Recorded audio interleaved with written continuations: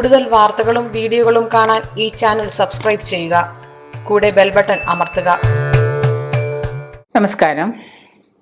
വ്രതങ്ങൾ, പവിത്ര വ്രതങ്ങളിലൂടെ നമ്മുടെ ആഗ്രഹ സഫലീകരണം. എല്ലാവരും വ്രതങ്ങൾ എന്ന് പറയുമ്പോൾ പേടിച്ചോടും. അയ്യോ, ഇഷ്ടപ്പെട്ടതൊന്നും കഴിക്കാൻ പറ്റില്ല, രാവിലെ എഴുന്നേറ്റ് കുളിക്കണം, ഇങ്ങനെയൊക്കെ വ്രതം നോൽക്കാം. ചിലവർ ചോദിക്കാം, തലേ ദിവസം മാത്രം വ്രതം നോറ്റാൽ മതിയോ, അല്ലെങ്കിൽ അന്ന് മാത്രം മതിയോ എന്നൊക്കെ ചോദിക്കാം. ആദ്യകാലം മുതൽക്ക് തന്നെ ശ്രേഷ്ഠ ഋഷിവര്യന്മാർ നമ്മുടെ പൂർവികർക്ക് ഉപദേശിച്ച സർവശ്രേഷ്ഠ വ്രതങ്ങൾ നമുക്കറിയാം. പൂർവികർ ഉപയോഗിച്ചിരുന്ന വ്രതങ്ങളും സന്യാസിവര്യന്മാർ മാത്രമൊന്നും അല്ല, ആചാര്യന്മാർ മാത്രമൊന്നും അല്ല വ്രതങ്ങൾ നോറ്റിരുന്നത്. ഇന്ന് നമുക്ക് സാധാരണക്കാർക്കും അത് ജീവിതത്തിൻ്റെ ഒരു ഭാഗമായി മാറിയിട്ടുണ്ട്. നമുക്ക് ഈ തലമുറയ്ക്ക് അനുഷ്ഠിക്കുവാൻ പര്യാപ്തമായ വ്രതങ്ങൾ തന്നെയാണ് ആചാര്യന്മാർ പറഞ്ഞു വെച്ചിട്ടുള്ളത്. ഋഷിവര്യന്മാർ പറഞ്ഞിട്ടുള്ള സർവശ്രേഷ്ഠമായ വ്രതങ്ങൾ പലതും നമുക്കിന്ന് പ്രായോഗികമായിട്ട് തുടർന്നുകൊണ്ട് പോരാൻ പറ്റുന്നതുമാണ്. മനസ്സിലെ സ്വാത്വികഭാവം വളർത്തുന്ന ഈ വ്രതാനുഷ്ഠാനങ്ങളിലൂടെ ഓരോ വ്യക്തിയുടെ മനസ്സും ശരീരവും പവിത്രീകരിക്കപ്പെടുന്നു എന്നാണ് പറയാം. നമ്മൾ വ്രതം നോൽക്കുന്നത് കൊണ്ട് പല ഗുണങ്ങളും നമ്മുടെ ജീവിതത്തിലുണ്ട്. ഉദാഹരണമായിട്ട് നമ്മൾ എല്ലാ ദിവസവും ഭക്ഷണം കഴിക്കുകയാണ്. നമ്മൾ എല്ലാ ദിവസവും ഭക്ഷണം കഴിച്ച് വയറ് നിറച്ച് 3 നേരവും, രാവിലെ, ഉച്ചയ്ക്ക്, വൈകുന്നേരം, പിന്നെ വൈകിട്ട് കോഫിക്ക്, ഈ 3 നേരവും ഭക്ഷണം പറയുന്നുണ്ടല്ലോ. പൂർണ്ണമായിട്ട് ഭക്ഷണം കഴിക്കുന്നവൻ രോഗിയും, കുറച്ച് ഭക്ഷണം കഴിക്കുന്നവൻ യോഗിയും, ഒട്ടും ഭക്ഷണം കഴിക്കാത്തവൻ എന്താണ്, സന്യാസിയാണെന്നും. അപ്പോൾ അങ്ങനെ രീതിയിൽ ഭക്ഷണം കഴിക്കുന്ന ആ ഒരു രീതി തന്നെ നമുക്ക് 3 നേരവും വയറുമുട്ട ഭക്ഷണം കഴിച്ച് മൂക്കുമുട്ട കഴിച്ച് ഇരിക്കുന്നവൻ എന്നും രോഗി തന്നെ ആയിരിക്കും. അങ്ങനെ എല്ലാ ദിവസവും ഇതേപോലെ മൂക്കുമുട്ട കഴിച്ച് ഇന്നത്തെ ലൗകിക ജീവിതം എന്ന് പറഞ്ഞാൽ നമുക്കറിയാലോ, നോൺ വെജൊക്കെ കഴിക്കാതെ ഒന്നും ഭക്ഷണം ഇല്ല. നോൺ വെജൊക്കെ എല്ലാവർക്കും നിർബന്ധമാണ്. അപ്പം ഇതൊക്കെ കഴിച്ച് ഭക്ഷണത്തിൻ്റെ ആ അമിത സ്വാദ് ഉൾക്കൊണ്ടുകൊണ്ട് നമ്മൾ ജീവിക്കുമ്പോൾ നമുക്ക് കുറച്ചു കാലം കഴിയുമ്പോൾ എല്ലാവരും രോഗാതുരരായി മാറും. ഒരു നേരം ഭക്ഷണം കഴിക്കുന്നവൻ ആരാണ്? ഭോഗിയാണ്. അപ്പോൾ ഒരു നേരം ഭക്ഷണം കഴിക്കുക എന്ന് പറഞ്ഞാൽ ഉച്ചയ്ക്ക് കഴിച്ചു, വൈകുന്നേരം ഒന്നും കഴിക്കാറില്ല, രാവിലെ കുറച്ച് കഴിച്ചു, ചിലപ്പോൾ പഴങ്ങൾ മാത്രം കഴിച്ചു, ചിലപ്പോൾ നിരാഹാരം മാത്രം കഴിച്ചു. ഇങ്ങനെയൊക്കെ വ്രതങ്ങളുണ്ട്. ഇങ്ങനെ ഭക്ഷണം നിറയെ കഴിച്ച് ശരീരത്തിനോ മനസ്സിനോ ഒക്കെ അസുഖങ്ങൾ പിടിച്ചിരിക്കുന്നവർക്ക് ജീവിതത്തിലൊരു സ്വാത്വിക ഭാവം വളർത്താൻ പറ്റുന്ന ഒരവസ്ഥ തന്നെയാണ് ഈ വ്രതാനുഷ്ഠാനം. നമ്മൾ ഭക്ഷണത്തിൽ ഇപ്പോൾ വ്രതം എന്ന് പറഞ്ഞാൽ നമ്മൾ ശിവരാത്രി വ്രതം, മറ്റുള്ള വ്രതങ്ങൾ, ജന്മാഷ്ടമി വ്രതം, രോഹിണി വ്രതം, നവരാത്രി വ്രതം, അങ്ങനെ പല വ്രതങ്ങളുണ്ട്. ഇപ്പോൾ ദീപാവലി വ്രതം. ഈ വ്രതങ്ങൾ എന്ന് പറഞ്ഞിട്ട് ഉച്ചയ്ക്ക് സാമ്പാർ, അവിയൽ, പുളിശ്ശേരി, ഇത് എല്ലാം കൂടെ കൂട്ടിയിട്ട് നല്ലൊരു ഗംഭീര ഊണ്, ഒരു സദ്യ മോഡലൊരു ഊണ് അങ്ങോട്ട് കഴിച്ചിട്ട് രാത്രി ഒന്നും കഴിച്ചില്ല എന്ന് പറഞ്ഞാൽ അത് വ്രതമാവില്ല. വ്രതം എന്ന് പറഞ്ഞാൽ സ്വാത്വികമായ ഭക്ഷണം, വളരെ സിമ്പിളായിട്ട് കഴിക്കുന്ന ഭക്ഷണം, അതാണ് സ്വാത്വിക ഭക്ഷണം. വ്രതാനുഷ്ഠാനം പല വിധത്തിലുണ്ട്.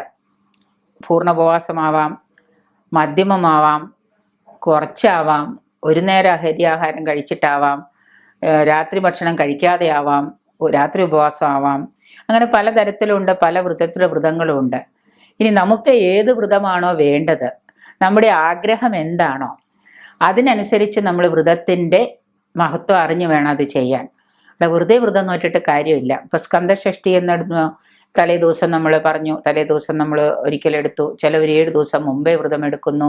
അതിനൊന്നും സാധിക്കാത്തവർ തലേ ദിവസം മാത്രം മത്സ്യമാംസം ഉപേക്ഷിച്ച് തലേ ദിവസം രാത്രി ഭക്ഷണമൊന്നും കഴിക്കാതെ അന്നേ ദിവസം രാവിലെ, ഷഷ്ഠി ദിവസം രാവിലെ എഴുന്നേറ്റ് കുളിച്ച് ഭസ്മാഭിഷേകം ചെയ്ത് ഭസ്മമൊക്കെ ധരിച്ച് ശുഭ്രവസ്ത്രം ധരിച്ച് മുരുകക്ഷേത്രത്തിൽ പോയി അവിടെ ഇരുന്ന് മുരുക ജപങ്ങളും സ്തോത്രങ്ങളും സുബ്രഹ്മണ്യ സ്തോത്രങ്ങളൊക്കെ ജപിച്ച് ഉച്ചയോടുകൂടി അമ്പലത്തിൽ നിന്ന് കിട്ടുന്ന വെള്ളദേദ്യം പാരണ കഴിച്ച് വീട്ടിൽ വന്ന് അന്ന് വൈകുന്നേരം അത്താഴമൊന്നും കഴിക്കാതെ ഇരിക്കുന്നതാണ് സ്കന്ദഷഷ്ഠി വ്രതം.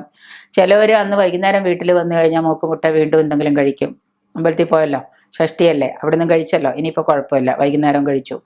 പിറ്റേ ദിവസം വീണ്ടും കഴിച്ചു. പിറ്റേ ദിവസവും നമ്മൾ ഈ പറയുന്ന മത്സ്യമാംസങ്ങളൊക്കെ ഉപേക്ഷിച്ച് അന്നും ഒരു വ്രതാനുഷ്ഠാനത്തോടു കൂടി ഇരുന്ന് അന്ന് രാത്രി നമ്മൾ ഭക്ഷണം കഴിക്കാതെ നിരാഹാരം മാത്രം കഴിച്ച് ജീവിക്കണം എന്നാണ് പറയുന്നത്, ഷഷ്ഠിയുടെ പൂർണ്ണത കിട്ടുവാൻ വേണ്ടി. അതുപോലെ തന്നെയാണ് ഏകാദശി ദിവസവും, പ്രദോഷവ്രതം, ഒരുപാട് വ്രതങ്ങളുണ്ട്. ഏകാദശി തന്നെ ഒരു മാസത്തിൽ 2 കറുത്തപക്ഷ ഏകാദശിയും വെളുത്തപക്ഷ ഏകാദശിയും വരുന്നുണ്ട്. ഓരോ ഏകാദശിക്ക് ഓരോ ഗുണങ്ങളാണ് പറയുന്നത്. ഏകാദശി തലേ ദിവസം നമ്മൾ ദശമി ദിവസം മുതൽ നവമി ദശമി മുതൽ നമ്മൾ ഏകാദശിക്കുള്ള ഒരിക്കൽ ഊണ് തുടങ്ങി ഒരു നേരം ഭക്ഷണം കഴിച്ച് തലേ ദിവസം നമ്മൾ ഇതൊന്നും മത്സ്യമാംസങ്ങളും മറ്റു കാര്യങ്ങളും ഒക്കെ വർജിച്ച് കൂടുതൽ എണ്ണ ഉപയോഗിച്ച വറുത്ത പദാർത്ഥങ്ങളോ മറ്റോ അത് കഴിക്കാതെ അതെല്ലാം വർജിച്ച് എണ്ണ തേച്ചുകൂടി നിഷിദ്ധമാണ്. സഹശയനം പാടില്ല. ഇതെല്ലാം നമ്മൾ പലതവണ പറഞ്ഞിട്ടുള്ളതാണ്. അതിനുശേഷം രാവിലെ നമ്മൾ ഏകാദശി നോറ്റ് അന്നേ ദിവസം ഏകാദശി തീർന്ന് ദ്വാദശി തുടങ്ങുന്ന സമയത്ത് വാരണ വീടുന്ന സമയത്ത് ഉറക്കവും ഭക്ഷണവും ആഹാരവും ത്യജിച്ചുകൊണ്ട് അരിയാഹാരം നിർബന്ധമായിട്ടൊന്ന് കഴിക്കാൻ പാടില്ല. ചിലവർ മധ്യമമായിട്ട് ഗോതമ്പ് കഞ്ഞിയോ മറ്റോ കുടിക്കും, ചിലവർ നിരാഹാരം മാത്രം കഴിക്കും, ചിലവർ പഴങ്ങൾ മാത്രം കഴിച്ച് ജീവിക്കും.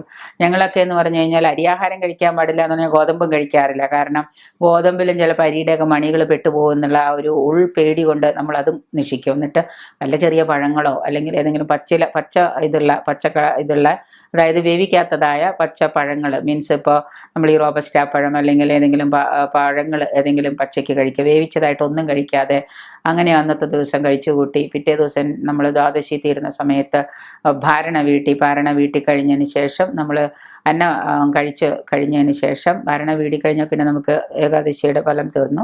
അന്നേ ദിവസം വീണ്ടും നമ്മൾ അത്താഴത്തിന് ഒന്നും കഴിക്കുന്നില്ല. അത്താഴം നമ്മൾ ആഹാരം കഴിക്കാതെ കഴിച്ചു കൂട്ടുന്നു. അപ്പം ഇതുപോലെയുള്ള നിങ്ങൾക്ക് എന്താണോ നിങ്ങളുടെ ആവശ്യം അതുപോലെയുള്ള വ്രതാനുഷ്ഠാനങ്ങളിലൂടെ ഓരോ വ്യക്തിയുടെ മനസ്സും ശരീരവും പവിത്രീകരിക്കപ്പെടുന്നു എന്ന് വേണം പറയാൻ. നമ്മളുടെ ശരീരവും ഒപ്പം തന്നെ മനസ്സും പവിത്രമാക്കപ്പെടുന്ന ഒരു വ്രതമാണ് നമ്മൾ എടുക്കേണ്ടത് എപ്പോഴും. അതിലൂടെ നമ്മുടെ ആഗ്രഹ സാബലീകരണം, കണ്ണിന് കാഴ്ച പോയിരുന്നവർക്ക് പോലും വ്രതാനുഷ്ഠാനം കൊണ്ട് കണ്ണിന് കാഴ്ച തിരിച്ചു കിട്ടുന്നു എന്നാണ് പറയുന്നത്. മനസ്സിൻ്റെ നഷ്ടപ്പെട്ടു പോയ ബലത്തെ, പോസിറ്റീവ് എനർജിയെ പിടിച്ചു നിർത്താൻ വ്രതാനുഷ്ഠാനം വളരെ സഹായകമാണ്. കുറച്ച് സമയം വിശന്നു എന്ന് വിചാരിച്ചിട്ട് കുഴപ്പമൊന്നുമില്ല. എന്നും 3 നേരവും ഭക്ഷണം കഴിക്കുന്നവർ ഒരു ദിവസം, മാസത്തിൽ ഒരു ദിവസം വ്രതം നോക്കുന്നത് വളരെ നല്ലതാണ്. മനസ്സിനും ശരീരത്തിനൊക്കെ ഒരു റെസ്റ്റ് കിട്ടും. അപ്പോൾ വിശക്കുന്നു എന്ന് വിചാരിച്ച് ഓടിപ്പോയിട്ട് വയറ് നിറച്ച് എന്തെങ്കിലും കഴിക്കേണ്ട. പിന്നെ മറ്റൊരു പ്രാധാന്യം എന്ന് വെച്ച് കഴിഞ്ഞാൽ ഭക്ഷണം കാണുമ്പോൾ ഭക്ഷണത്തിനോട് അമിതമായ ആർത്തിയും പാടില്ല.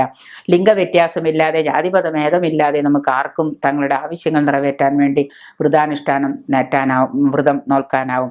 ഭക്തിയോടുകൂടി ഇഷ്ടദേവനെ ഭജിച്ച് വ്രതങ്ങൾ അനുഷ്ഠിക്കാവുന്നതാണ്. 69ഓളം വ്രതങ്ങൾ നമ്മൾ പറയുന്നുണ്ട്. 69ഓളം വ്രതങ്ങൾ നമുക്കുണ്ട്. ഈ വ്രതങ്ങളെല്ലാം 69ഓളം വ്രതങ്ങളിൽ ഏത് വ്രതങ്ങളാണോ നിങ്ങൾക്ക് വേണ്ടത് അത് ആഗ്രഹ സബലീകരണത്തിനായിട്ട് നമ്മൾ എടുക്കാം എന്നാണ് പറയുന്നത്. ഈ വ്രതങ്ങൾ നോൽക്കുന്നത് കൊണ്ട് നമ്മുടെ ആഗ്രഹ സബലീകരണം നടക്കും എന്നുള്ള കാര്യത്തിൽ സംശയമില്ല. അനുഭവസ്ഥർക്ക് പോലും അത് വ്യക്തമായിട്ടുണ്ട്. രോഗാതി ദുരിതങ്ങൾ ഉണ്ടാവില്ല, കണ്ണിന് കാഴ്ചയുണ്ടാവും, കൈകാലുകൾ വേദനയുണ്ടെങ്കിൽ അത് മാറും. അങ്ങനെ പല അസുഖങ്ങളും നമ്മൾ വ്രതം നോൽക്കുന്നത് കൊണ്ട് മാറി പോകുന്നുണ്ട്. സത്യം, ബ്രഹ്മചര്യം ഇവ വ്രതാനുഷ്ഠാനത്തിൻ്റെ ഭാഗമായതിനാൽ നമ്മൾ ഇത്തരം സാത്വിക സ്വഭാവ വൈശിഷ്ട്യങ്ങൾ നമുക്ക് ഉണ്ടാവുന്നു എന്നുള്ളതാണ് വ്രതാനുഷ്ഠാനത്തിൻ്റെ ഭാഗമായിട്ട് പറയുന്നത്. മനസ്സിൽ സാത്വിക ഭാവം, നമ്മുടെ മനസ്സിൽ സാത്വികമായിട്ടുള്ള തമസ്, രജസ് ഇതെല്ലാം പോയിട്ട് സാത്വികമായിട്ടുള്ള ഭാവം ഉടലെടുക്കുകയും ചെയ്യുന്നു ഈ വ്രതാനുഷ്ഠാനം കൊണ്ട്. വ്രതദിനത്തിൽ ഉപാസിക്കുകയാണെങ്കിൽ, വ്രതദിനത്തിൽ നമ്മൾ ഉപവസിക്കുകയാണെങ്കിൽ, ഉപാസന അതായത് ഭക്ഷണമൊന്നും കഴിക്കാതെ അന്ന് പൂർണ്ണ ഉപവാസമാണ് എടുക്കുന്നതെങ്കിൽ നിങ്ങളുടെ ഏത് ആഗ്രഹവും സബലീകരിക്കുമെന്നുള്ളത് സംശയമില്ലാത്ത കാര്യമാണ്. അപ്പം അതുകൊണ്ട് എടുക്കുന്ന വ്രതം അത് ഏത് ആഗ്രഹ സബലീകരണത്തിനാണോ അതനുസരിച്ച് വേണം നമ്മൾ വ്രതം എടുക്കാനും. ആ വ്രതത്തിൻ്റെ ശക്തി എന്തെന്നറിഞ്ഞ്, ആ വ്രതത്തിൻ്റെ പ്രാധാന്യം എന്തെന്നറിഞ്ഞ് അതുപോലെ നമ്മൾ വ്രതം നോൽക്കാനും തയ്യാറാകണം. എങ്കിൽ തീർച്ചയായിട്ടും നമുക്ക് എന്താണ്, ഇപ്പോൾ സോമവാര വ്രതം നോറ്റാൽ ദീർഘസുമംഗലി ഭവ എന്ന് പറയുന്നുണ്ട്. അതുപോലെ തന്നെ സോമവാര വ്രതം നോറ്റാൽ നമ്മൾ ആഗ്രഹിച്ച രീതിയിലുള്ള ഭർത്താവിനെ ലഭിക്കാൻ വേണ്ടി നമുക്ക് ചെയ്യാം. പ്രദോഷ വ്രതം നോറ്റാൽ രോഗാതി ദുരിതങ്ങളില്ലാതെയാകാം, കുടുംബത്തിൽ സൗഖ്യം ഉണ്ടാവാം. അപ്പം അങ്ങനെ നമ്മൾ ഏത് വ്രതമാണോ എടുക്കുന്നത് ആ വ്രതത്തിൻ്റെ പ്രാധാന്യം കണക്കിലെടുത്തുകൊണ്ട് വേണം നമ്മൾ. ഇപ്പോൾ ആഴ്ചയിൽ 7 ദിവസവും വ്രതങ്ങളുണ്ട്. തിങ്കളാഴ്ച വ്രതം, ചൊവ്വാഴ്ച വ്രതം, വെള്ളിയാഴ്ച വ്രതം, ബുധനാഴ്ച വ്രതം, വ്യാഴാഴ്ച വ്രതം, ഞായറാഴ്ച വ്രതം എടുത്ത് നമ്മൾ ആദിത്യ ദോഷത്തിലിരിക്കുന്നവർക്ക് ഞായറാഴ്ച വ്രതം എടുത്ത് ഭഗവാനെ പൂജിച്ച്, ഞായറാഴ്ച വ്രതത്തിൽ ഭഗവാനെ പൂജിച്ച് കഴിഞ്ഞാൽ ജോലി കിട്ടും, പെട്ടെന്ന് ജോലി കിട്ടും. അപ്പം ഇങ്ങനെയുള്ള വ്രതാനുഷ്ഠാനങ്ങളുടെ ഭാഗമായിട്ട് അത് ഏത് ആഗ്രഹ സബലീകരണത്തിനാണ്, 69 തരം വ്രതങ്ങളുണ്ട്, അത് ഏത് ആഗ്രഹ സബലീകരണത്തിനാണെന്ന് നോക്കി നമ്മൾ ആ വ്രതം അതുപോലെ തന്നെ നമ്മൾ തുടർന്നുകൊണ്ട് പോയി കഴിഞ്ഞാൽ തീർച്ചയായിട്ടും നമ്മുടെ ആഗ്രഹ സബലീകരണം നടക്കും. അപ്പോൾ അതിനു വേണ്ടിയിട്ട് നിങ്ങൾ വ്രതങ്ങളുടെ പ്രാധാന്യത്തെ കണക്കിലെടുത്ത് അതുപോലെ നിങ്ങൾ അത് ചെയ്യാൻ നോക്കുക. അങ്ങനെ ചെയ്തു കഴിഞ്ഞാൽ തീർച്ചയായിട്ടും നമുക്ക് അതിന് ഗുണമുണ്ടാവും, നമ്മുടെ ആഗ്രഹ സബലീകരണവും നടക്കും. ആഗ്രഹങ്ങൾ നടക്കലാണല്ലോ നമുക്ക് പ്രധാനം. അപ്പോൾ അതിലൊരു ദിവസം നമ്മൾ വ്രതം എടുത്തു എന്ന് വിചാരിച്ചിട്ട് ഒരു കുഴപ്പമില്ല, അത് ചെയ്യാൻ നോക്കുക.